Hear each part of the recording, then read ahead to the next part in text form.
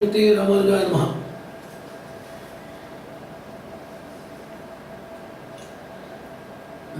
is persistently engaged in two major activities. One is stocking commodities and second is searching for commodities. He is trying to stock money, great wealth, power, fame, establishment, luxury, all forms of pleasures and other things. And he is in search of many things. Peace of mind, harmony in the society, meaningfulness in life, and purpose of the global function. So many things are in stock and many more things are there in the search. While searching for many things which are visible, which are reasonable, few things are unjustifiable, there is also a parallel search, at least for formality, going on about spirituality. Always somebody used to talk about spirituality. They always try to experiment and claim that they are practicing spirituality. They debate also with spiritual issues and concerns. And spirituality, as other sciences are there, it also possesses a great foundation. But based upon the levels of functioning of people, the levels of understanding and the levels of receptivity, different definitions for spirituality and different aspects as well as different layers and levels of spiritual accession or acquisition is being tutored, is being exemplified in the society. And spirituality is something that is connected with the spirit, the basic element. Just as in chemistry it means a force, it is something, but in mystery it is everything. It is the I element or the identity of an individual or the individual itself, and it is the prime driving force. It is the major driver, acting as well as activating everything that happens within its jurisdiction. And in this spirituality, we want to arrive at an acceptable, appealing and applicable definition for spirituality. There is a force or a forceful basic element that is a driver that is really different, that needs contextual experience. Chemistry talks about something very simple and mystery talks about something very supreme. So in between that, we have to place a good definition for spirituality or spirit first. Spirit we used to define as flow of energy is known as spirit. If a person is spiritual, if a person is spirited, he is having spirit. What does it mean? He is having flow of energy, innate flow of energy, incessant, infinite and intense flow of energy. That is what we call spirit. And spirit spots from spark. You know that anything needs a basic element. Even though spirit is a basic element, that needs also a basic preparatory stage. And this spirit sparks by means of innumerable scintillations. And spirituality is the essence of everything. Anything that happens, the spiritual flow of energy that governs the entire universe. Awareness, action, amity, all-round well-being and different stages of that well-being happens in the universe only by the flow of energy. What we call it as spirit. And spirit that scintillates with spark. Every bit of action, every form of event, every gadget that we manufacture, distribute and practice are all ventures in order to create that spark. Spark created by knowledge dissemination, knowledgeable interaction, motivation, inspirational teaching, good company and association, social participation, meditation or contemplation, all these various ventures put together, they trigger, nurture, motivate and enhance the spark inside you so that it can culminate into the spirit, the ultimate experience. So we are creating spark so that it will result in spirit. The spirit's flow of energy, it flows upward and it flows also round, and it also pulls down. When it takes an upward motion, the flow of energy is known as divinity. When the same thing embraces the surrounding, flows in all parts around, that is known as fraternity, binds everybody together. When the same thing pulls down, that is charity, magnanimity, benevolence, compassion. So the flow is of three types: above, around and away. That which is above you, that which is around you, and that which is away from you because of status defect or deficit. Energy flows in all portions and fill the world with benevolence, resulting in bliss, producing order, law, harmony, justice, peace, and whatever you name it as, is done only by the flow of energy, perfect and precise flow of energy into various modes. And what is the greatness of this spirit? Whenever you want to flow, then you have to flow with ubiquity. You have to be prevalent everywhere, like air, like pollution. Many things are now prevalent everywhere. Crime, many unwanted things are over prevalent or all pervading. This energy, just as numbness is created in body where there is no proper blood flow. Energy flow deficit in the world that creates chaos. That is the root cause of unrest. That is the root cause of hatred between people, negligence between brethren communities. Everything happens only by lacking of proper flow of energy to those parts by the respective luminaries or dignitaries who ought to incidentally shower their energies for healing the planet and dealing with the planet. So this spirituality or this spirit, the flow of energy, it can connect with everybody because of consciousness. As there is consciousness everywhere, the universal consciousness, that which exists in every element. Whenever you call about spirituality, we take into three dimensions. One is common in all, that which is universal, and that which is supreme or extraordinary. Extraordinary spirituality we can realize later, but to find out something common between all and to find out something that which is universal is essential in logical, scientific and academic pursuits. So we need this type of approach towards spirituality. So it denotes a hexagon. Spirit makes you to feel consciousness everywhere. Everything that is embedded with consciousness. This consciousness makes you to create connectivity. If you have something similar, then you can connect. This connectivity results in concern. It is not merely joining with people or networking. It creates concern. Concern creates care. Care creates cure. And the final thing is claim. This is the evolution of spirit and flow of energy. Spirit makes you to realize the consciousness network. Then it also facilitates connectivity with anything that is having spirit inside. Means you can connect with anything because everything is having spirit. And this connectivity creates concern. There is a two-way track. If you develop concern towards others, if you can care for others, and if you can cure, three stages. Concern is the budding stage, care is the blossoming stage, and cure is the fruit.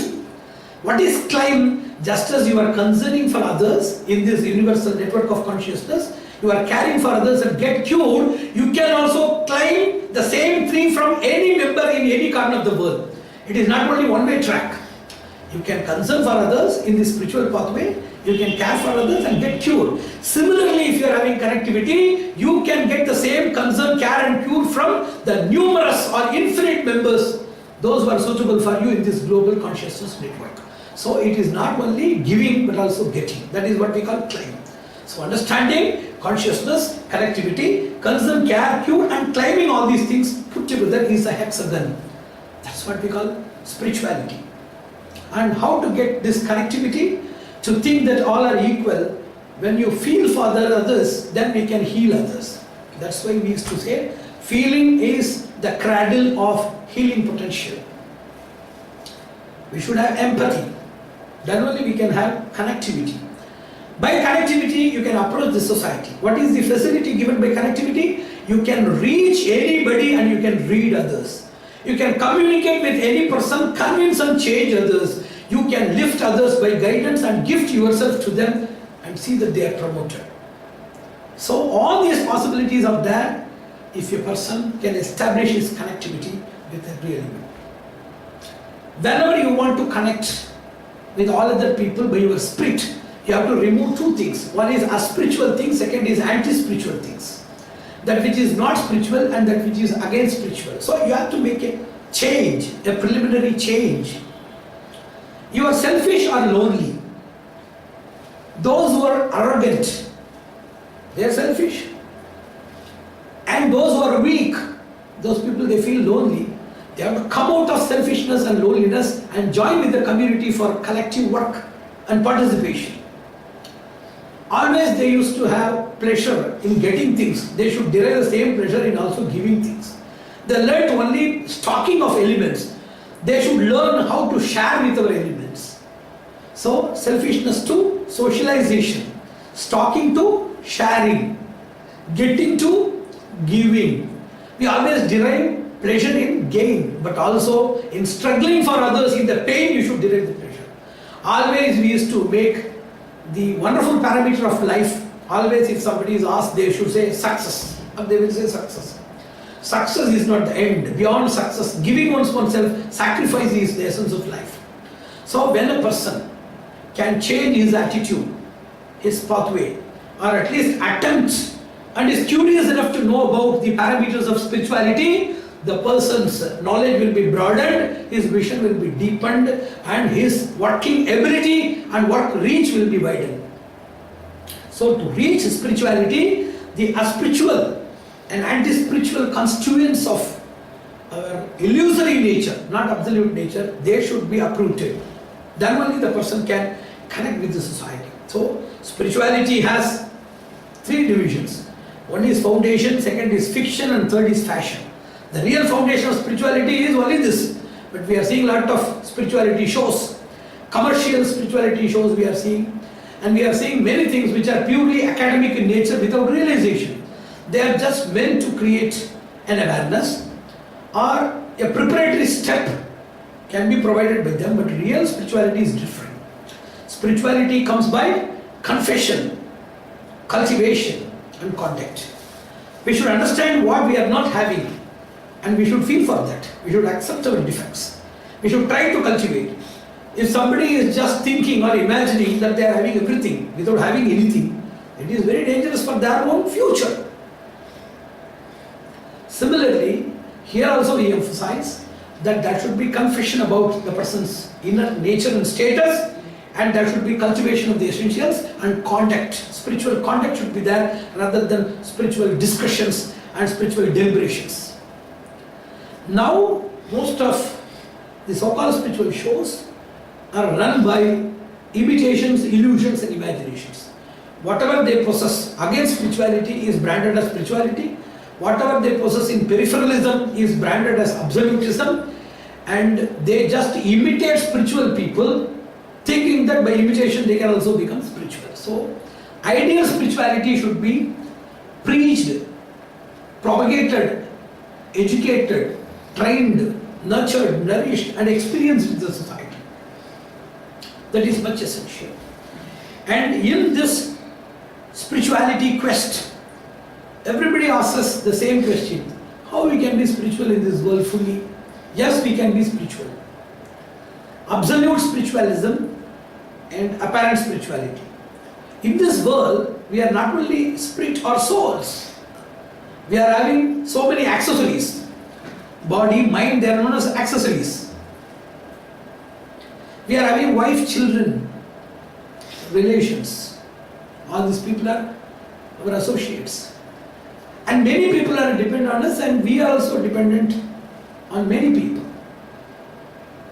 When we are dependent and others are depending on us, certainly it creates some sort of commitment to the society as well as to the family. So how to deal with R5? What is R5? We have not only spirit, but also we have A3, I have already told about, accessories, associates and affiliates. Apart from that, we are having 5 major experiences. One is relations, second is resources, and third is responsibilities, fourth is risk, and fifth is reward. We are having a responsibility. If we do the responsibility, we get the reward. If we don't do, we are getting some risk. So when we have relation, resource, responsibility, risk and reward, then how we can be absolutely spiritual? The answer is very simple. There is no problem in relations, resources and responsibilities. There is no problem at all. It's a part of spiritual life in this material world. It's a hybrid experience in this world, not to materialize spiritualism, but to spiritualize materialism. That is the essence, or that is the pathway of proper global functioning or proper life conduct. What we are having as problems can be classified into three divisions. One, misalignment. We are doing something, but it is misaligned. Second is our preferences. We are having wrong preferences. Priorities, no doubt both are essential, but how much you should do? In cookery, we need salt, we need spice, we need jaggery, we need the prime element known as rice or wheat. But there is a proportionate disparity between all these things. They are not equally proportionate. So how to make all these things possible? Misalignment, preference and priorities, we have to judge all these things. We are having some defects. We are venturing into some fatal things, saying that it is a materialistic need. Don't do that. Second thing, they are not fatal but inferior and mediocre. You can't trivialize it. They are not fatal, but they will divert your attention and potential from doing right things or superior things. So don't do that. And third thing is unilateral. What you are doing is right, but it should be done with a different opinion and approach. So we used to call it as L cube. Many things are wrong, leave them. Few things are essential, limit them.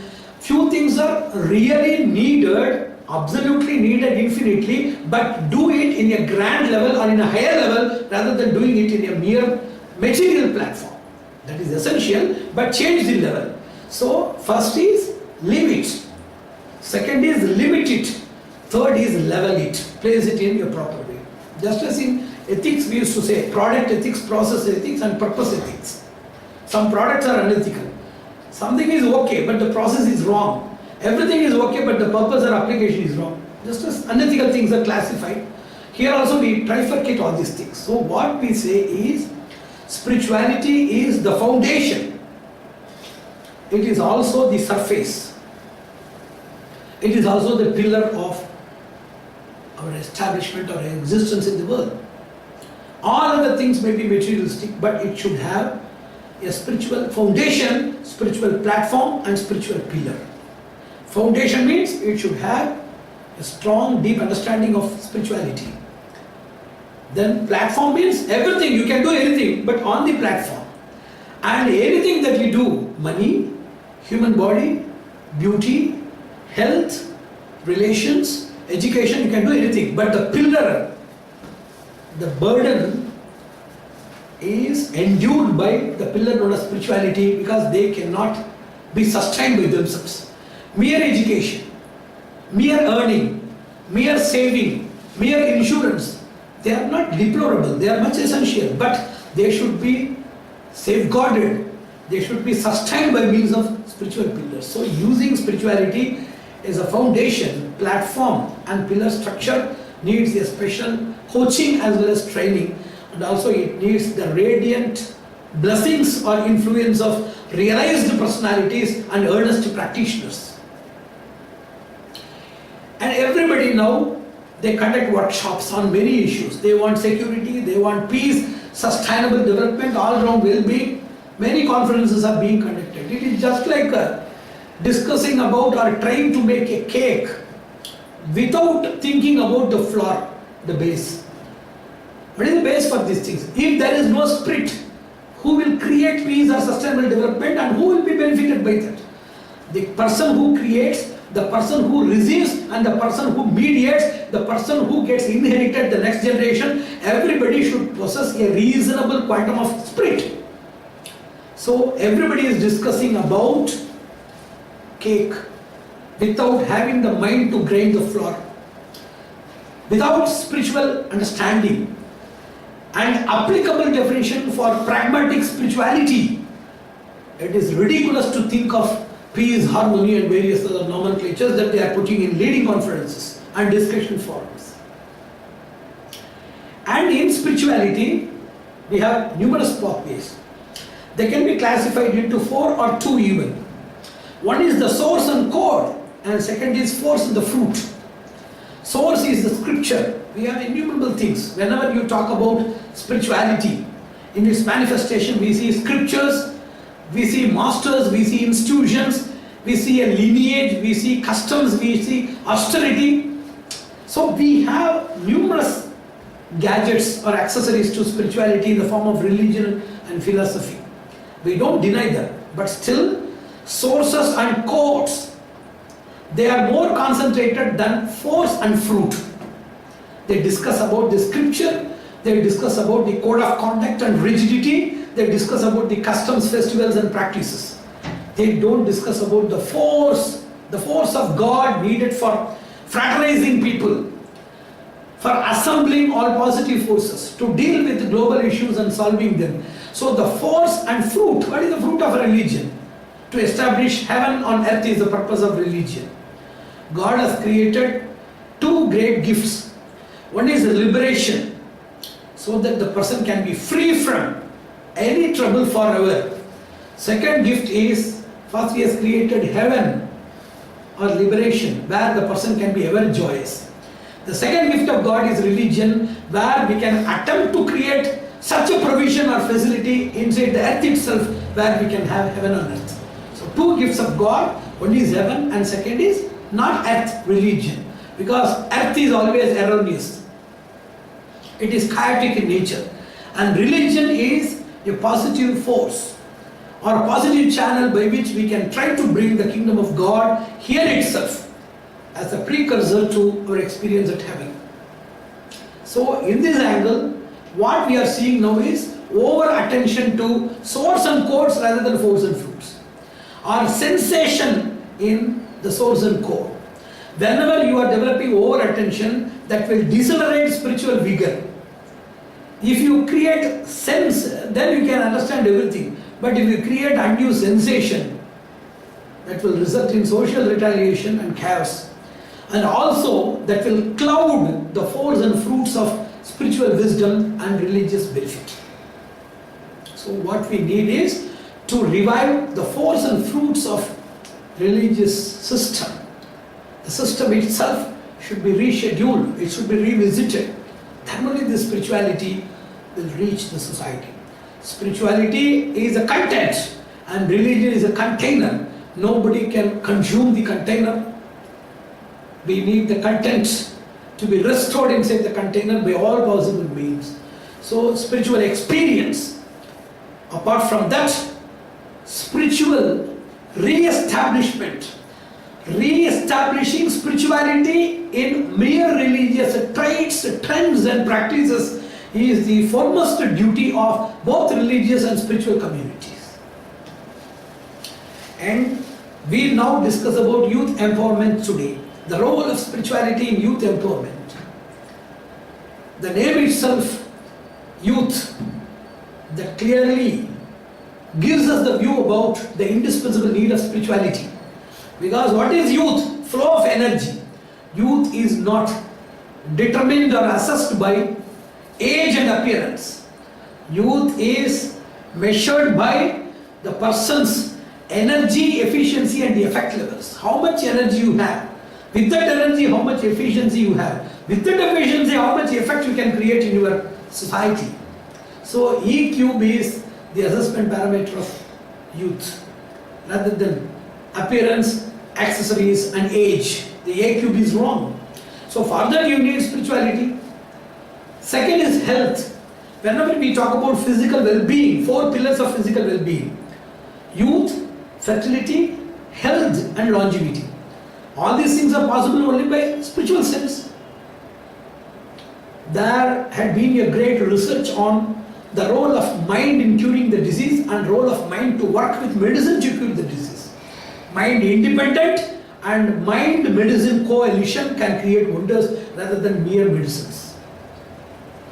So to control diseases, to create care and cure for diseases, we need the spirit inside, and youth now they are more disabled. They are elder than elders or senior citizens by all means, by appearance, by activism, and by ability to bear with diseases or resistance. All means they are becoming elder than elders. Where we have seen before few decades, those who are elders, they have been seen as younger than youth. Now on the contrary, we are seeing youths who are elder than elders. So we need spiritual empowerment for youths in health also. The third thing is, in order to make the youth potential properly used, it needs to be also ethical. Whenever people get some energy or power, immediately it gets into corruption, misuse, self-use, disuse. How to develop ethical nature? It starts with the sensitivity. If you feel for others, if the sensitivity is matured into involvement, if the involvement is further matured into determination, if the same thing is finalized as dynamism, then you can be efficiently ethical. Only spiritual measures can provide you all these four facilities to create real sensitivity about others, their needs, their grievances, their cravings, their agony. Everything can be understood only by a spiritual means. Otherwise, mere narration, description, they are all emotional trauma and dramas which cannot comfort the relief of the person except consoling or providing interim solace. Solution designing needs something greater, which is known as spiritual platform. Sensitivity and involvement resulting in determination and dynamism can be brought only by these things. Mere ethical instinct or mere moral instinct or moral fear, that cannot help you, because they will be suppressed by the vociferous noise of three things. If you are having extraordinary or enormous external compulsion, when in your life you are facing emergency, when you are fascinated by some other rewards, immediately your moral voice will be silenced. Your ethical fabric will be collapsed. Only spiritual determination and dynamism can make you to work even in emergency, even in compulsion, even undiverted in fascinating circumstances. So, the third empowerment is provided by spirituality as ethical realization. The fourth is intelligence. Intelligence needs some definition. Now somebody was saying about smartness or intelligence. I just keenly observed what they are mentioning as. The traits were very simple. Ability to convince people, crowd pulling, and marketing their products. Just mere attractive traits, they are considered to be intelligence. See, intelligence is provoking the intelligence of your opponents, and in the synergistic combination of both intelligences, producing something solid and sustainable is known as intelligence. Intelligence will stimulate the intelligence of your opponent. But here, somebody is fooled. Somebody's thinking ability is petrified. Somebody's logical scaling is nullified. Then the person is trading or marketing. This is not intelligence. It is smartness by exploitation.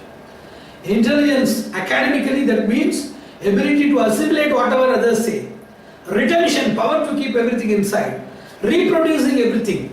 And constructing, it is not mere vomiting of what you have got inside. Constructing by your inner vision and further analysis. Application, innovation, all these things are academic traits of intelligence. But they are not useful for life. With mere assimilation, memory power and application, you cannot run your life. For life you need a different dynasty, flexibility, understanding everybody, endurance of your pain and frustrations, creating bondage, all possible ways to create unbroken bondage with people. Whenever you are facing a crisis, ability to manage and divert your mind towards a higher cause. Decision making ability, action designing ability, previewing everything before being decided or demonstrated or executed. All these things are life-making intelligence traits. These traits, academic traits, they don't convince a person's life needs. So, intelligence can be provided only by spirituality. Academic intelligence can be provided by indirect spirituality, but All these life traits can be directly provided only by spirituality. And the next benefit that we get from spirituality is intuition. Because life is full of permutation analysis, trial and error, assumption and imitating on seeing other people. 90 people get something common, 10 people are different. How we can judge ourselves? Whether we are one among the 90 or one among the 10. Rarity, scarcity, commonness, all these things are just by mere self-experimentation or subjection to circumstances, we are doing that. Spirituality creates intuition inside you so that with clarity, intuition is entirely different from. You see, the volume of, the velocity of, the verve of, the strength of your inner voice of intuition is different from your sagacity or prudence, your own power of analysis, your own mind and its mind alert. Mind alert, alert given by prudence, your analytical statement, all these things may appear like intuition, but intuition is different. You can distinguish intuition from your imagination or your inner voice of different categories only if you can have a spiritual view. We can distinguish, because that volume and velocity of intuition is so strong that your mere intelligence and your mind alert or your imagination and possibility of inference and other things cannot come near that all. Any person who is exposed towards National Geographic Channel or wildlife direct experience can easily differentiate how a jackal will be howling and how a lion will be roaring. The voice of intuition is different from mere mind alert or mere statements or alert or alarm given by your intelligence and experiences. We can develop a great intuition by spiritual support. And transformation and realization is the next benefit. We are touched by unwanted elements, which we used to call it as addiction. Either a wanted or unwanted or highly perilous element. Instead of we catching them or instead of we holding them, if they hold us, that is called addiction. That may be wanted, unwanted or even dangerous. Always we talk about drug addiction or alcoholism. It's not so. There is entertainment addiction, mobile and laptop, movies. There is money addiction, fame addiction, power addiction, sensual addictions, self-addiction, always thinking about them and their own family, and addiction to harm and evil. Many people are addicted to evil. And emotional addiction is also a very great danger. Over-attached to our own people, they are part of life, and thinking that their life and life's destination is emotional addiction. Spirituality gives you clarity, provides you purity, and makes your life to just filled with hilarity. Only by providing you transformation realization. What to be done, how much it should be done, how it should be treated. Transformation and realization. The next stage or benefit is, it's not only your transformation realization, it is mass benefit. If you give a message to one person, it will reach. How to pass to millions of people? Bulk SMS. Even bulk SMS has limits. Bulk SMS and bulk mails. Through a satellite connectivity, you are capable of linking with many people. Those who are not having any connection with the satellite. The instruments are connected with the satellites network, they are not connected. But spiritual light, like satellite, the spirit light or the spiritual light, that binds everybody personally. So like bulk SMS and bulk mails, with that you can communicate with all people. You can also architect mass transformation and realization. The same thing can be reflected in all zones. Education, professionalism, governance, environment, economy, science and technology, animal husbandry, ornithology, you call it as anything. So we can also create mass transformation and realization. And final benefit of spirituality is, it's not only making us to enjoy all these things, to create so many leaders like you who can lead the future generations uninterruptedly whenever needed and wherever needed. So, role of spirituality in youth empowerment has been thus well explained. Spirituality manifests through thought, through speech and action. It can work in silence. It can work through speeches as well as in silence. It can work through presence as well as absence. It can work through proximity and intimacy and also through distance. So it is having multi-connectivity, all-round connectivity and eternal connectivity. That is the greatness of spirituality. And when talking about youth empowerment, are youth angels directly jumping from heaven? The role of youth and youth development starts with the mother community. Even becoming mothers is actually different. Even before becoming mothers, they belong to mother community. Expected mothers, prospective mothers. So prospective mothers, expected mothers, carriers, infants, kids, boys and girls, all these 5 people, they only create the youth. So starting from that zone, we have to reach the youth community. We need to nurture them with our spirit. And when they become youth, they will get into self-propulsion and they will lead the entire society.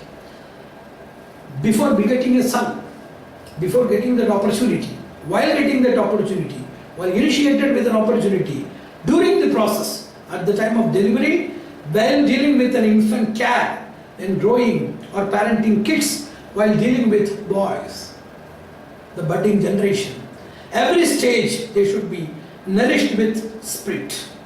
The spirit of the mother, spirit of the guide, spirit of the master, spirit of the surroundings. By means of meditations, prayers, pedagogy, the system of teaching, and every step that we take, that should be nothing but spirit inculcation and spirit installation. Then only the youth will shine. Just as we have fuel, force and fire. If a wooden log is burning with fire, there will be something known as fuel, and if there is a strong blow of wind, that is a force. Spirituality can serve as not only fire but also fuel and force supporting it. You can get all spiritual benefits. Like forest fire, we wish that positive heat in everybody should be developed in this much needed emergent millennium in order to tackle major emerging as well as existing burning issues. We wish that there should be WWW, that is a worldwide fire. There is some positive fire that is being seen as, first we were talking about spark. Now we are trying to bring the flame in the form of spirit. When many spirits congregate, confederate and consolidate, that will create the worldwide wildfire. And we earnestly pray that this fire should, this positive heat should find a solution, a permanent solution to all global issues, and create a transformational era where everybody can be ever harmonious and live in divine peace. Narayana.